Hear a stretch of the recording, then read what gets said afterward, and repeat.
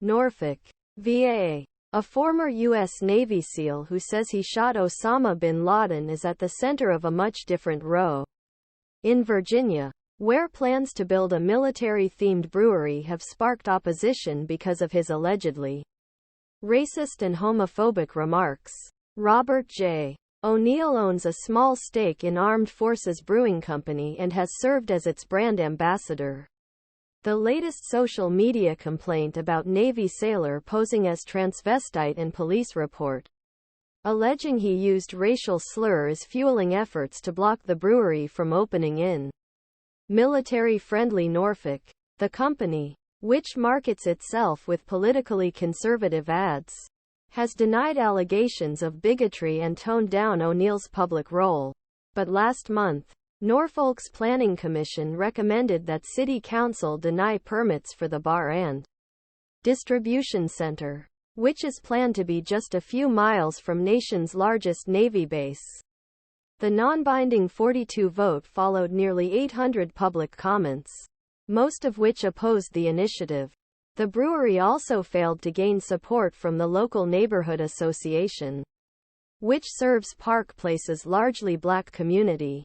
The city council could vote on the brewery's conditional use permits as soon as Tuesday.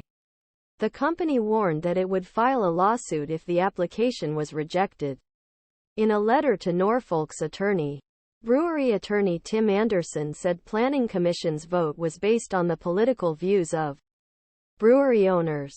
What is 100% clear to me is that if my client were an activist brewery that was positively interested in supporting LGBTQ ideas, the application would move through the planning stage, Anderson said. In some ways, the affair resembles a reverse, albeit miniature, version of the uproar over Bud Light sending a souvenir box to transgender influencer Dylan Mulvaney. The brand's sales fell amid conservative backlash.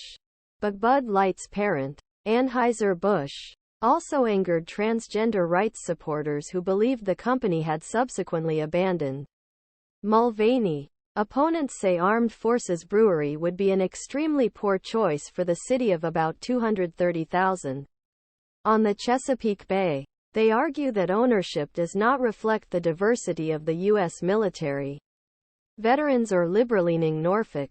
Lawyer and former Marine Robert Bracknell said the company relied on conservative identity politics for its branding while making no effort to win over surrounding neighborhoods.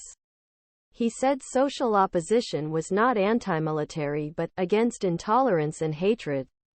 These guys are not the Navy, said Bracknell, who lives less than 2 miles from the proposed bar.